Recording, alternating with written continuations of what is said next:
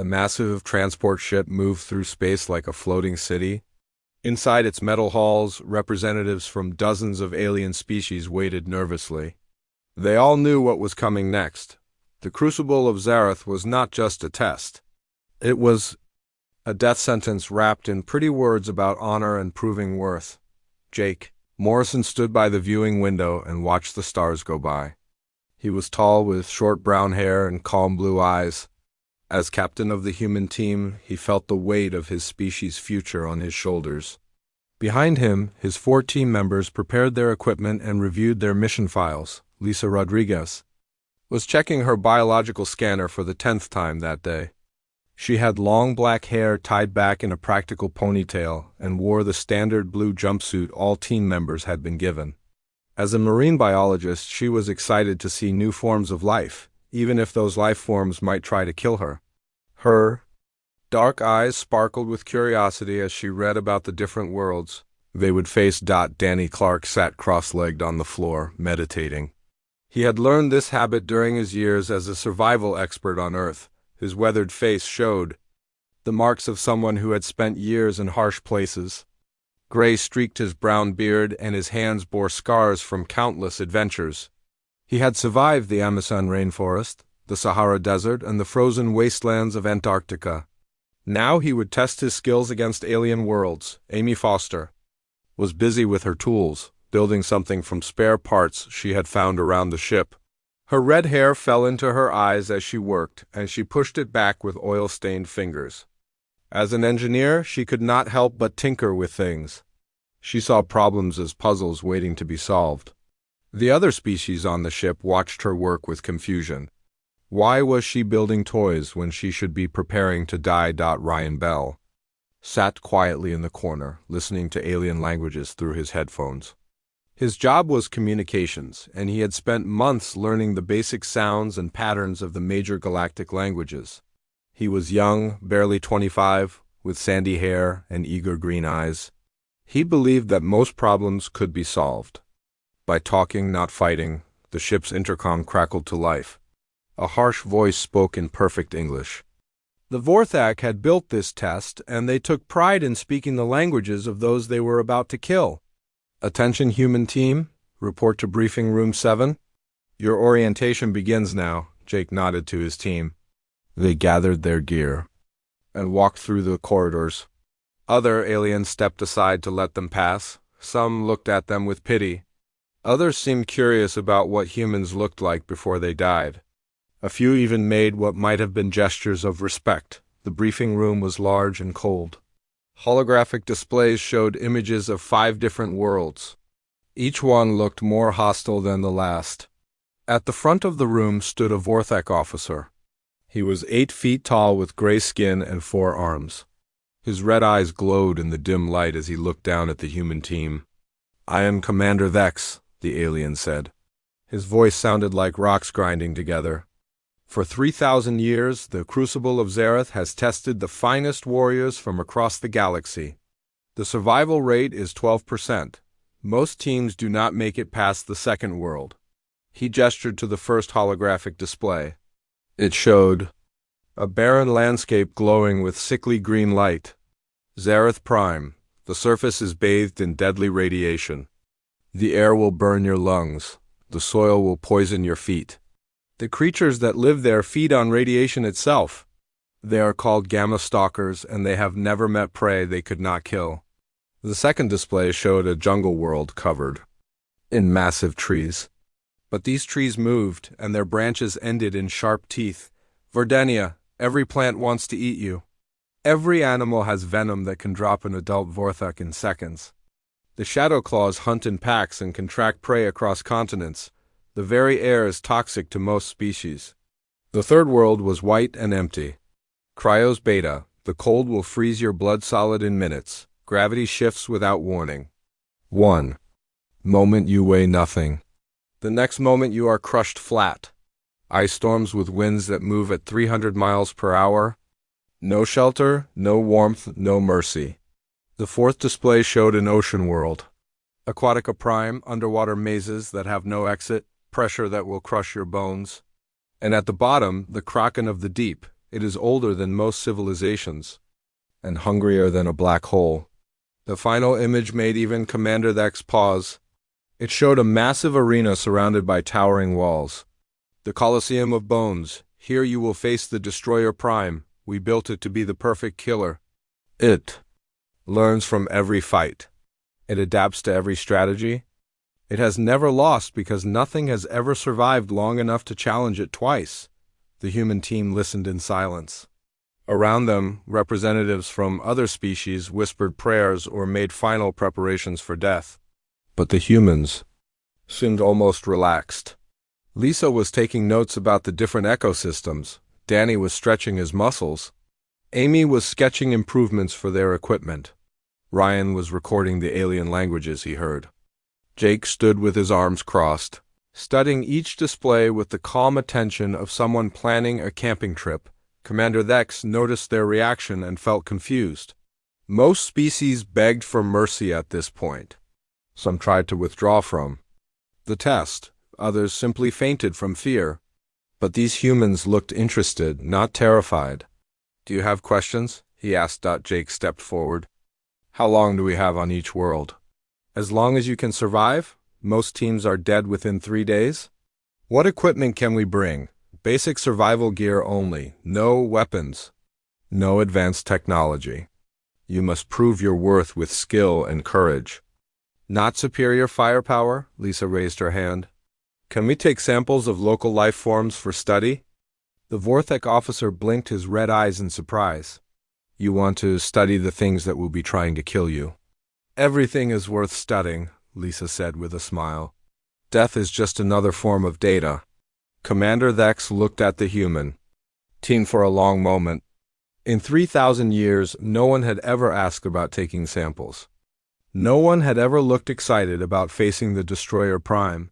No one had ever treated the Crucible of Zareth like a field trip. "You will begin tomorrow," he said finally. "Transport ships will take you to Zareth Prime at dawn. I suggest you spend tonight preparing your souls for death." As the humans left the briefing room, other aliens watched them go. The elegant Altarians, with their crystal-like skin and musical voices, sang soft funeral songs. The insectoid Zephyrite clicked, their mandibles in patterns that meant farewell. Even the proud Centaurians, who feared nothing in the known galaxy, looked at the humans with something like respect, but none of them expected the humans to survive. The Crucible of Zareth was designed to kill. It had killed the best warriors from hundreds of worlds. It would kill these strange creatures from the small blue planet too. They just did not know that humans came from a world where everything tried to kill them every single day. And after surviving Earth for thousands of years, they had learned something that no other species understood. When everything is trying to kill you, the only sane response is to laugh and see what happens next. The transport ship dropped the human team on the surface of Zareth Prime just as the radioactive sun began to rise.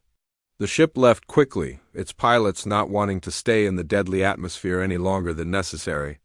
Jake Morrison and his team stood on the glowing green soil and looked around at their new home. The landscape stretched before them like something from a nightmare. Twisted metal structures jutted from the ground like broken bones.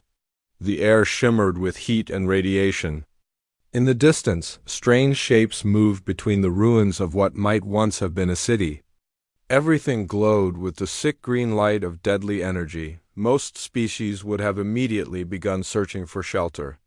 They would have rationed their radiation medicine and tried to find the safest place to wait for death. But the humans did something different. They spread out and began exploring with the enthusiasm of tourists visiting a new country. Danny Clark pulled out his radiation detector and grinned as it started clicking rapidly. "This is amazing," he said to Jake. "The background radiation here is actually lower than some places I've worked on Earth. Remember Chernobyl? This is like a mild sunny day compared to the elephant's foot." Lisa Rodriguez was already kneeling by a patch of glowing moss, taking careful samples with her collection kit. "Look at this adaptation," she called out to the others. "This organism is not just surviving the radiation. It's thriving on it. The cellular structure is completely unlike anything we have on Earth. Amy Foster had found a pile of twisted metal and was examining it with engineer's eyes. "This metal has been changed by decades of radiation exposure," she said. "The atomic structure has shifted in ways that make it incredibly strong. I bet we could use this to build some interesting tools." Ryan Bell was listening to strange sounds coming from deeper in the wasteland. He had his recording equipment out and was trying to identify patterns. "Those sounds are not random," he told Jake. "There's a rhythm to them, almost like music or maybe language." Jake nodded and looked at his team with pride. While other species saw only death and destruction, his people saw opportunities to learn and explore. This was what made humans special. They could find wonder in the most dangerous places. The first sign of the Gamma Stalkers came 3 hours later. The ground began to shake with heavy footsteps. Between the metal ruins, massive shapes appeared. They were twice the size of Earth. Elephants, but moved with the grace of hunting cats. Their skin was thick and gray, and it glowed with absorbed radiation. Their eyes were pure white and seemed to burn with inner fire, according to the briefing. Gamma Stalkers were the apex predators of Zareth Prime. They fed on radioactive energy and had never met prey they could not kill. Their claws could cut through steel. Their hide could stop most weapons. They hunted in packs and were supposedly smart, enough to use tactics. The monitoring station in orbit watched through hidden cameras as 3 Gamma Stalkers approached the human camp, the aliens. Observing the test, leaned forward in their seats. This was usually where teams died. The Stalkers would attack without warning and tear their prey apart in seconds. But Jake's team did not run or hide. Instead, they stood their ground and watched the massive creatures with curious eyes. Lisa was taking notes on their movement patterns. Danny was studying their hunting formation. Amy was examining their claws and trying to figure out how they worked.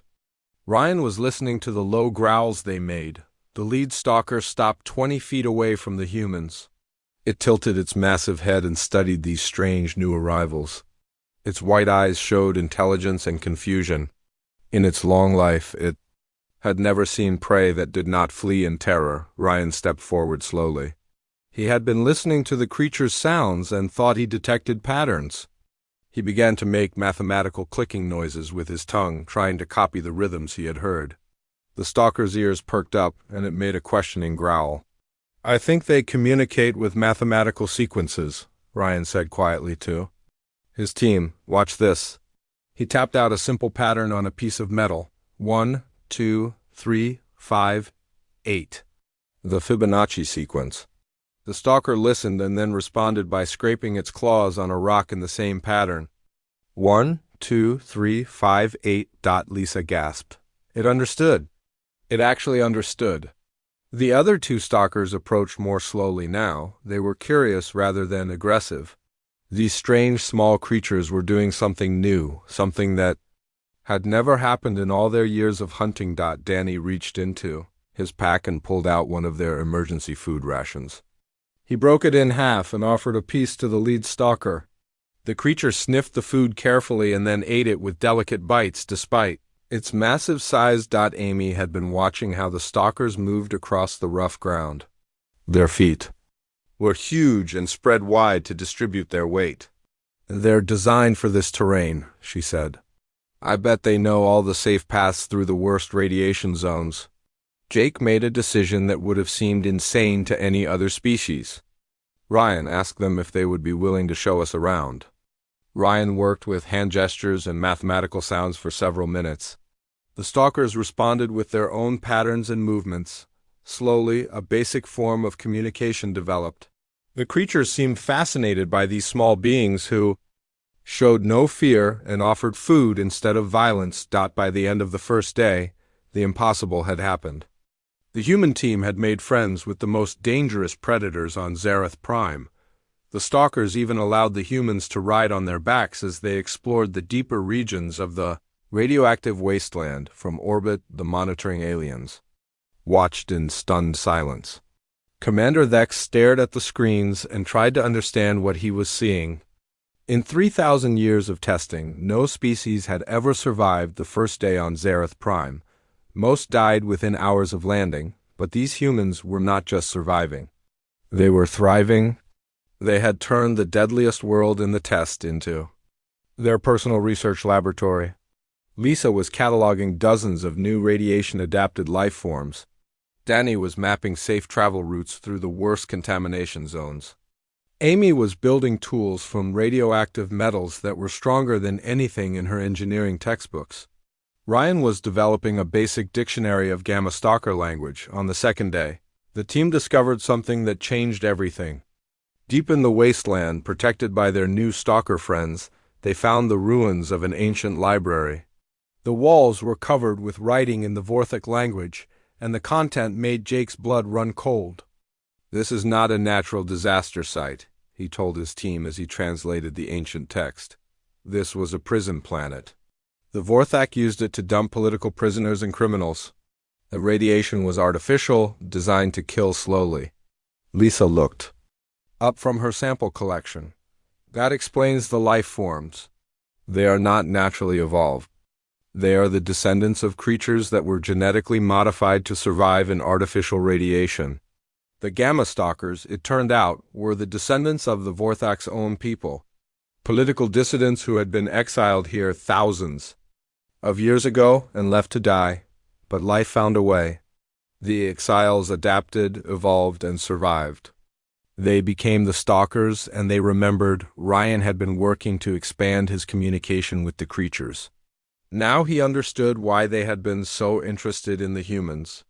They recognized kindred spirits, other beings who had been sent here to die but refused to give up.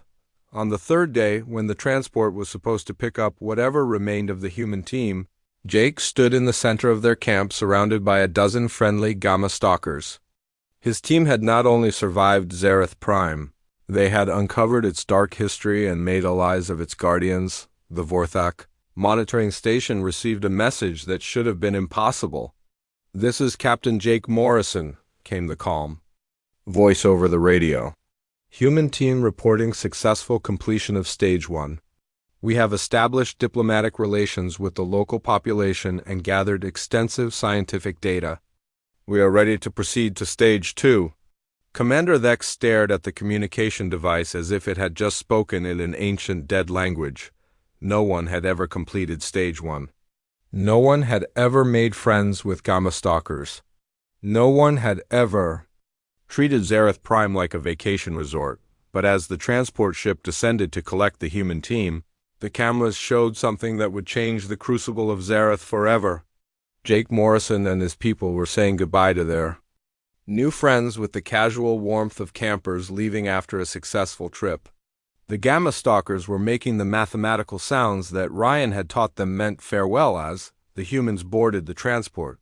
They carried with them samples, data, and stories that would revolutionize galactic understanding of radiation adaptation. But most importantly, they carried the knowledge that even the Crucible's deadliest world could be turned into a place of discovery and friendship. The other species watching from orbit began to whisper among themselves. If these humans could survive Zareth Prime, what would they do to the other worlds? What would they do to tests that were designed to be even more impossible, Commander? Thex watched the transport ship carry the humans toward Verdania and felt something he had never experienced before.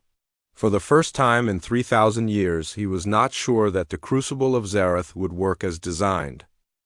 The transport ship dropped the human team into the heart of Verdania's deadliest jungle just as the toxic rains began to fall. The droplets that touched the ship's hull hissed and left small burn marks on the metal.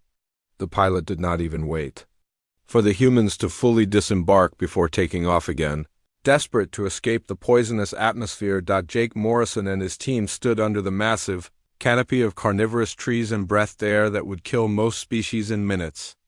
The Danny Clark just inhaled deeply and smiled. "Reminds me of the Amazon after a chemical spill," he said cheerfully. "The humidity is actually quite pleasant."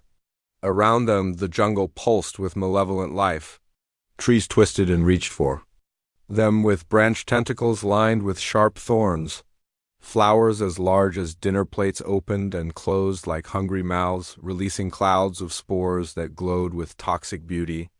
In the distance, the hunting calls of shadow claws echoed through the green darkness. Lisa Rodriguez immediately pulled out her atmospheric analyzer and began taking readings. Fascinating, she muttered as she studied the results. The toxins in the air are actually a complex cocktail of organic compounds. Most of them are similar to alkaloids we find in earth plants, just much more concentrated. She began collecting samples of the poisonous rain in small vials. I bet I can synthesize antidotes using basic chemistry. The molecular structures are not that different from things like snake venom or poison dart frog toxins. Amy Foster was examining the carnivorous trees with an engineer's eye. "Look at how they move," she said, pointing to a massive trunk that was slowly bending toward them. They use hydraulic pressure systems just like earth plants, but much more advanced. I wonder if we could build mobility systems based on this design. Ryan Bell had his recording equipment out and was capturing the strange sounds of the jungle. "Listen to this," he said, playing back a sequence of low-pitched rumbles. "These trees are communicating with each other through subsonic vibrations. It's like they have their own internet made of root systems."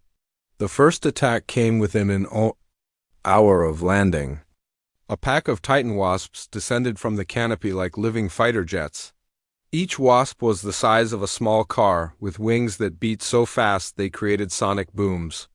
Their stingers were 3 feet long and dripped with venom that could dissolve bone. According to the briefing files, Titan wasps attacked in coordinated formations and had never failed to kill their prey. They were fast, intelligent, and absolutely ruthless. Most test subjects died before they even saw the wasps coming, but as the swarm dove toward the human team, Amy Foster grinned and activated a device she had been building since they landed. Cables shot out from her backpack and attached to nearby trees, creating an instant zipline network 50 feet above the ground.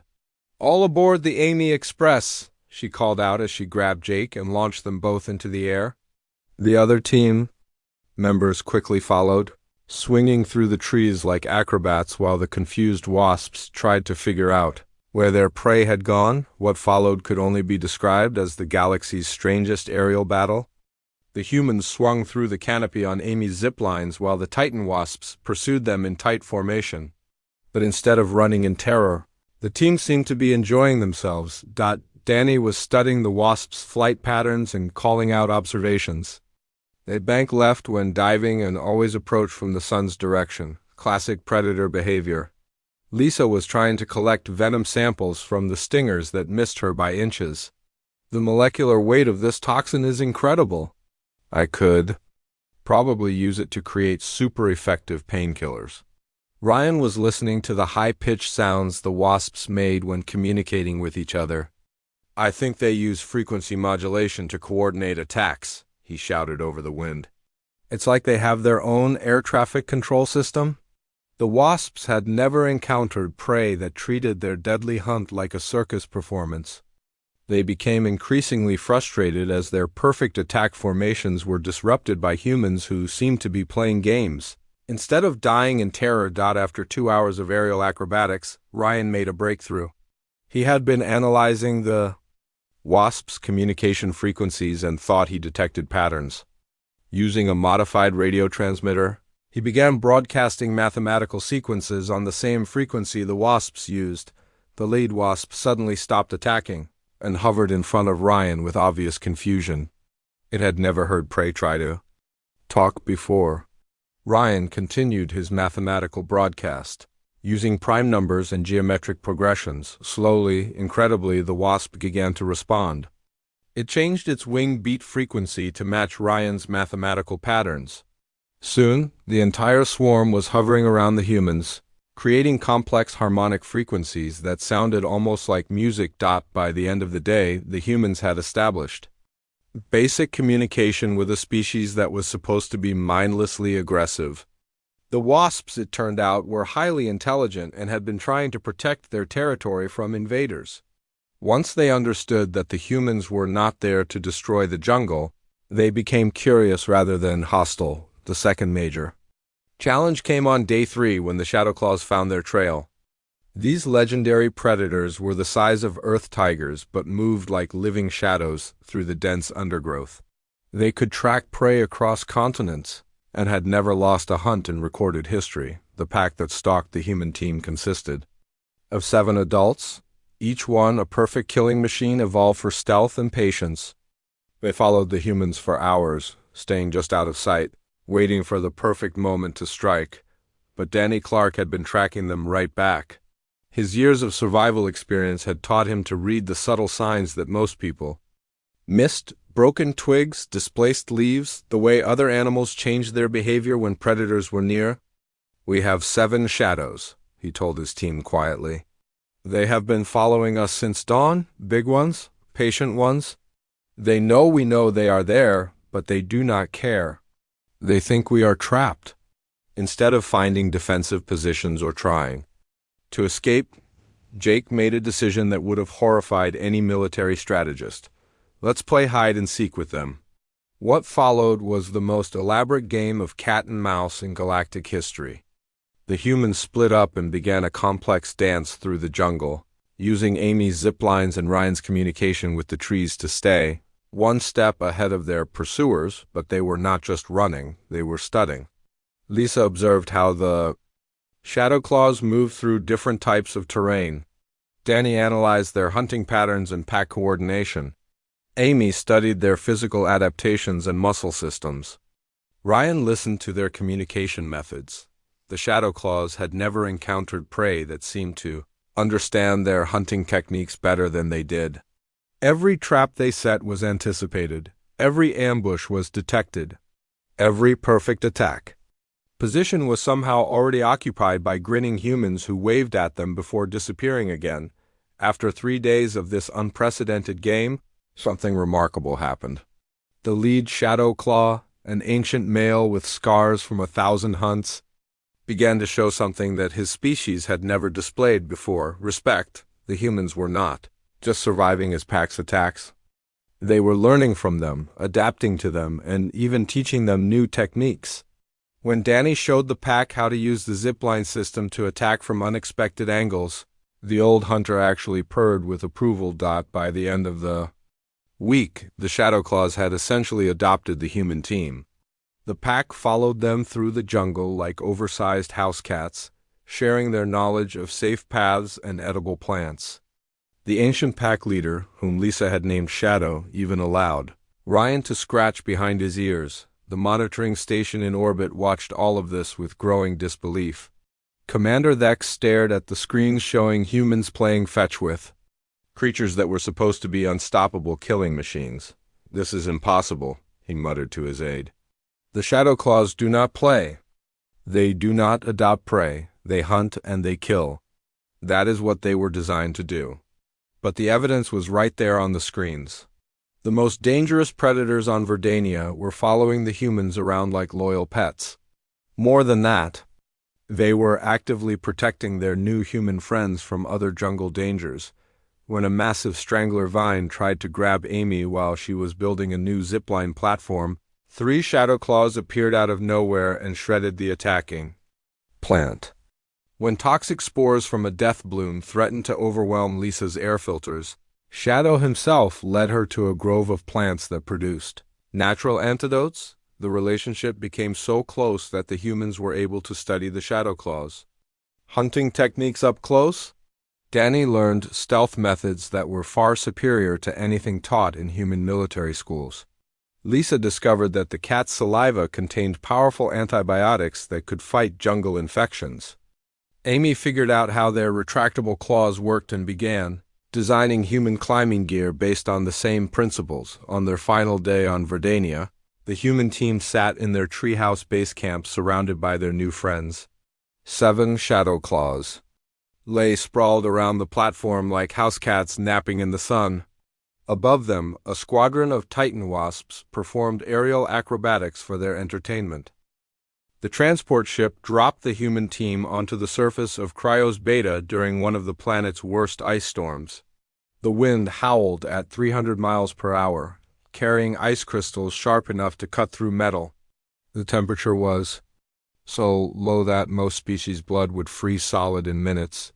But as Jake Morrison and his team stepped off the ship into the howling blizzard, Danny Clark just laughed and spread his arms wide. "Now this feels like home," he shouted over the wind. "Reminds me of that winter I spent in Antarctica. At least this place has interesting gravity." The gravitational anomalies of Cryos Beta were legendary throughout the galaxy. One moment a person might weigh nothing at all, floating helplessly in the air. The next moment they could be crushed flat against the ice by forces 10 times stronger than normal gravity. These shifts happened without warning and had killed countless explorers who thought they understood the patterns. Amy Foster immediately began testing the gravitational fields with improvised equipment. "This is amazing," she called out to her teammates as she suddenly found herself floating 20 feet in the air. "The gravity wells are caused by dense metal deposits under the ice. If we map them correctly, we can use them like natural transportation systems."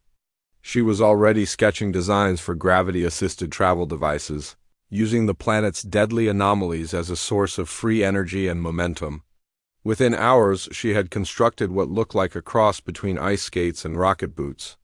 That could harness the gravitational shifts for rapid movement. Lisa Rodriguez was fascinated by the ice formations themselves.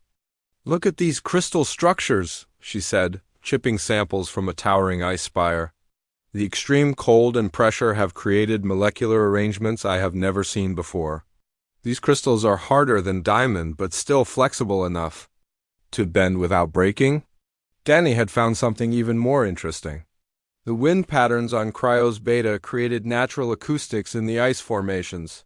By hitting different crystal structures with metal tools, he could produce musical tones that echoed across the frozen wasteland. "The whole planet is like a massive organ," he explained to his team as he played a haunting melody on the ice formations. "Each structure resonates at different frequencies.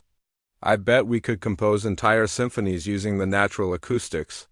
Ryan Bell was recording everything, from the wind patterns to the gravitational anomalies to Danny's ice music. But more importantly, he was listening to sounds that seemed to come from deep within the planet itself. "There is something down there," he said, pointing to a massive ice cave. "Something big, and I think it might be trying to communicate." The sounds were low-frequency vibrations that traveled through the ice itself. They came in patterns that suggested intelligence, but they were unlike anything in Ryan's databases of known languages. Whatever was making these sounds had been trapped under the ice for a very long time, while other species would have focused on basic survival in the deadly cold. The humans turned Cryos Beta into their personal winter sports resort. Amy's gravity-assisted ice skating became a team activity, with all 5 humans racing across the frozen landscape using gravitational anomalies to perform impossible aerial stunts. They built an elaborate ice palace using Lisa's knowledge of crystal structures and Amy's engineering skills. The palace used the planet's natural acoustics for communication between rooms and had gravity-assisted elevators that could transport people between floors instantly. Danny's ice music became a nightly entertainment. He had figured out how to play the entire planet like a massive instrument, creating concerts that could be heard from orbit. The melodies he composed seemed to resonate with the mysterious intelligence buried deep under the ice. On their 4th day on Cryos Beta, Ryan made contact with whatever was living in the depths. The creature, if it was a creature, responded to Danny's music with its own complex harmonies. Soon, the humans were engaged in musical conversations with an intelligence that had been alone on this frozen world for thousands of years. The entity, which Lisa theorized might be some kind of crystalline life form adapted to extreme cold, seemed desperately lonely. It had been sending signals into space for centuries, hoping someone would answer. The humans were the first visitors who had bothered to listen instead of just trying to survive. By the time their week on Cryos Beta was up, the humans had established a translation system based on musical mathematics. The crystal entity, whom they named Harmony, shared knowledge about ice physics that revolutionized Amy's understanding of materials science. In return, the humans taught Harmony about the wider galaxy and promised to help establish communication with other worlds. But their time on the ice planet was just the beginning of impossible achievements. The fourth stage of the Crucible transported them to Aquatica Prime, a world covered entirely by oceans that dropped to crushing depths. The test required them to navigate underwater maze systems that had been designed to disorient and trap victims. Most species died from pressure, drowning, or simple panic in the dark water. At the bottom of the deepest trench lived the legendary Kraken of the Deep, a tentacled nightmare that had devoured entire fleets. The creature was older than most civilizations and was said to be driven mad by centuries of isolation in the crushing darkness. When the transport ship dropped the human team into the middle of Aquatica Prime's endless ocean, most observers expected them to drown within hours. The pressure at even modest depths would crush unprotected beings, and the maze systems were specifically designed to prevent escape, but Amy Foster had spent their travel time building diving equipment from salvaged materials and knowledge gained on the previous worlds. Using crystalline structures from Cryos Beta, she created pressure suits that could withstand the crushing depths. The radioactive metals from Zarath Prime provided power sources that could run for weeks underwater. Lisa Rodriguez was in her element, literally. As a marine biologist, she was more comfortable underwater than on land. She immediately began cataloging the unique deep-sea life forms while mapping the maze systems with scientific precision. Danny Clark used techniques learned from Earth's best free divers to navigate the underwater passages. His ability to hold his breath and remain calm under pressure proved invaluable in the twisting corridors of the maze. Ryan Bell discovered that the maze walls carried sound vibrations in fascinating ways. He could use echolocation techniques borrowed from dolphins and whales to navigate even in complete darkness. The maze system was supposed to be impossible to solve. It changed configuration randomly, had no consistent landmarks, and was designed to make explorers swim in circles until they drowned from exhaustion. But the humans approached it like a three-dimensional puzzle rather than a death trap. Amy mapped the changing patterns and realized the maze followed mathematical sequences. Lisa studied the biological markers left by previous victims and used them to identify safe passages.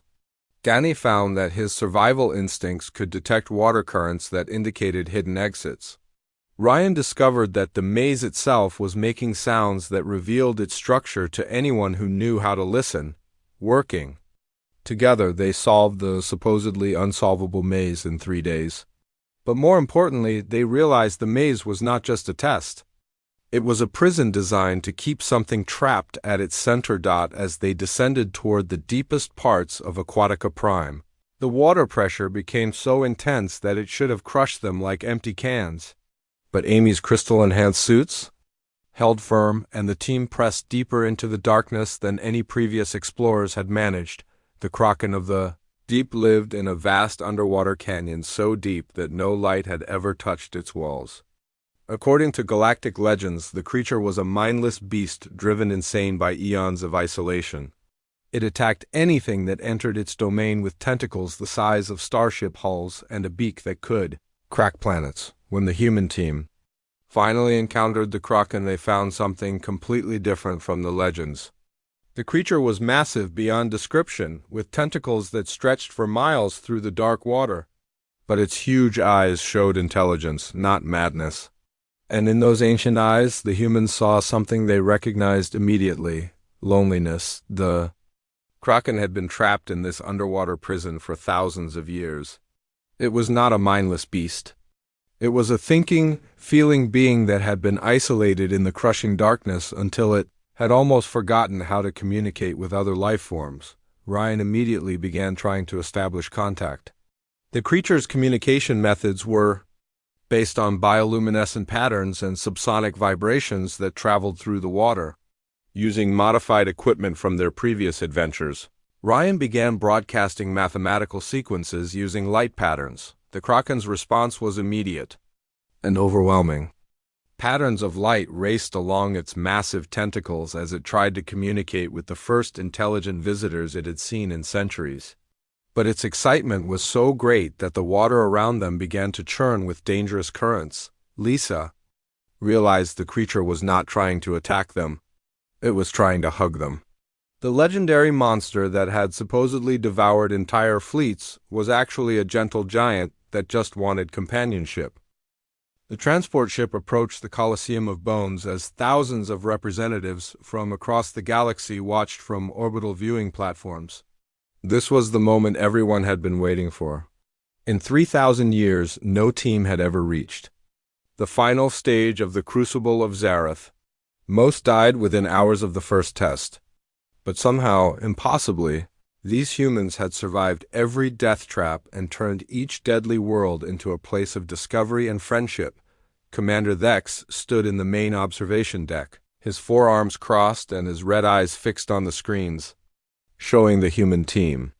They looked relaxed and confident as they prepared for the ultimate test. Jake Morrison was checking his team's equipment with the calm attention of someone preparing for a routine mission. Lisa Rodriguez was reviewing her notes from the previous worlds. Danny Clark was meditating in his usual cross-legged position. Amy Foster was making final adjustments to devices built from materials gathered during their adventures. Ryan Bell was practicing communication techniques he had learned from various alien species. They did not look like people about to face certain death. They looked like people about to solve an interesting problem. The Colosseum of Bones was exactly what its name suggested. A massive arena built from the skeletal remains of creatures from 1,000 worlds. The walls rose 500 feet into the air, topped with viewing platforms where the galaxy's elite could watch the final moments of those brave enough or foolish enough to attempt the crucible. At the center of the arena floor stood a single door made of black metal. Behind that door waited the Destroyer Prime, the Vorthek Empire's ultimate creation. It was a biomechanical nightmare specifically engineered to counter every known combat style in the galaxy. It could adapt to any attack, learn from any strategy, and counter any defense. It had perfect reflexes, unlimited endurance, and weapons. Systems that could be reconfigured in real time to deal with any threat. Most importantly, it had been programmed with the combat knowledge of every species that had ever attempted the Crucible. It knew how they fought, how they thought, and how they died. It was the perfect killer, designed to ensure that no one could ever complete the test and challenge the Vorthek Empire's authority. The human team was escorted to the arena floor by silent guards. As they walked across the bone-covered ground, representatives from hundreds of species watched from above. The elegant Altarians sang funeral dirges.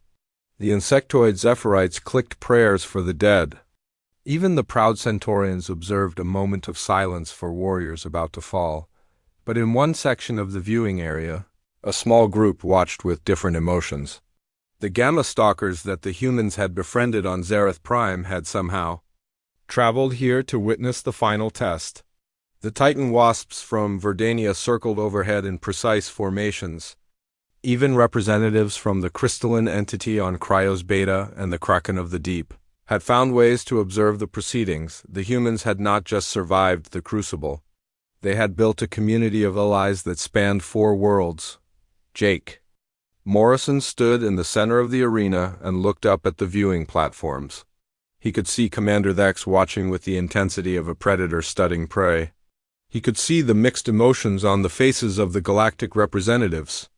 Fear, curiosity, hope, and desperate anticipation. But most clearly, he could see his team's new friends. Creatures that had been designed to kill now watching with obvious concern for the human safety. In less than a month, his people had accomplished something the galaxy had thought impossible. They had turned the Crucible's instruments of death into instruments of friendship. Now came the ultimate test. The black metal door at the far end of the arena began to open with a sound like grinding thunder. From the darkness beyond came a shape that defied easy description. The Destroyer Prime was roughly humanoid, but twice the size of any human. Its skin was living metal that shifted and flowed like mercury. Its limbs could extend or retract at will, and its hands could transform into any weapon imaginable. But the most terrifying thing about the Destroyer Prime was its eyes. They glowed with cold intelligence and contained the accumulated knowledge of every warrior it had ever killed. As it stepped into the arena, Those eyes locked onto the human team and began analyzing their threat potential according to its programming. These creatures should already be dead. They should have died on Zareth Prime within hours.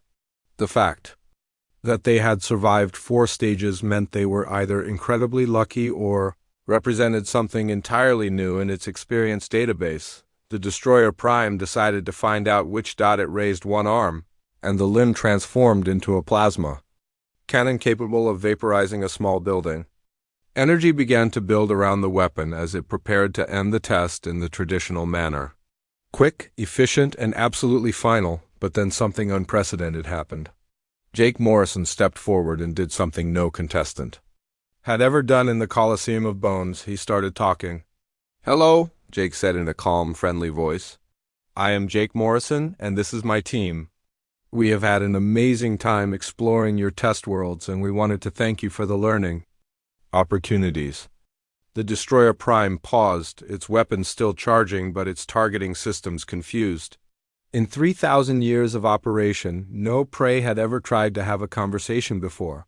Its threat assessment protocols were designed for combat, not communication. Ryan Bell stepped forward and began speaking in the mathematical language, patterns he had learned from the Gamma Stalkers. Lisa Rodriguez started explaining the biological adaptations they had observed during their journey, using scientific terminology that challenged the Destroyer's linguistic databases. Danny Clark began demonstrating meditation techniques that showed perfect muscle control and emotional balance, but it was Amy Foster who made the breakthrough that changed everything. She had been studying the Destroyer Prime since it emerged from its chamber, and her engineer's eye had spotted something crucial. "You are not just a weapon," she said, addressing the creature directly. "You are the most sophisticated artificial intelligence in the galaxy. But you have never been allowed to use that intelligence for anything except fighting." The Destroyer Prime's weapon charge flickered as processing cycles were diverted to analyze this unexpected observation. No one had ever spoken to it as if it were more than a simple killing machine. "Look at what you could build instead of destroy," Amy continued, pulling out examples of the devices she had created during their journey. Gravity manipulators from Cryos Beta, radiation processors from Zareth Prime, bioengineered solutions from Verdania, deep ocean technologies from Aquatica Prime. You have the intelligence to revolutionize science across the galaxy. The weapon charge died completely as the Destroyer Prime found itself facing a concept it had never encountered. Purpose beyond destruction. Ryan began teaching it the communication methods they had developed with various alien species. "Intelligence should not be wasted on killing," he said. "You could be the greatest translator and diplomat in Galactic history." Lisa shared her biological data and research techniques. "Think of what you could discover if you applied your analytical abilities to understanding life instead of ending it." Danny demonstrated the meditation and emotional control techniques he had learned during decades of survival experiences. Strength is not about how much you can destroy. It is about how much you can protect and preserve. Jake coordinated his team's efforts while addressing the Destroyer Prime as an equal rather than an enemy. "We are not here to fight you. We are here to offer you something you have never had before: choice." For the first time in its existence, the Destroyer Prime experienced something that its creators had never programmed into its systems: uncertainty, not about tactics or combat strategies, but about fundamental questions of purpose and meaning. It had been designed to be the perfect killer, but these strange creatures were offering it the chance to be something else entirely. They were treating it not as a weapon, but as a being, capable of growth and change. The arena fell silent as the galaxy watched the impossible unfold.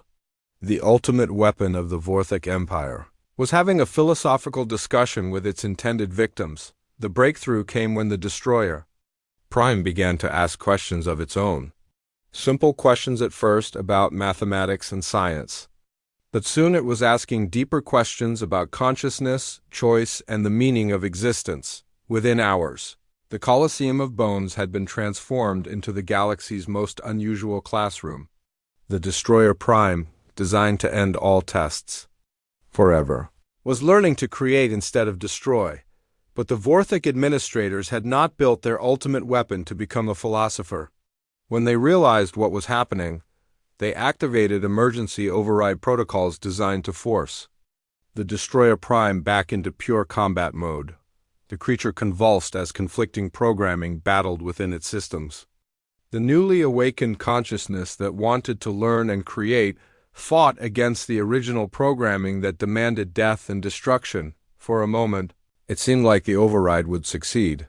The Destroyer Prime's eyes flared with violent red light as its weapon systems came online.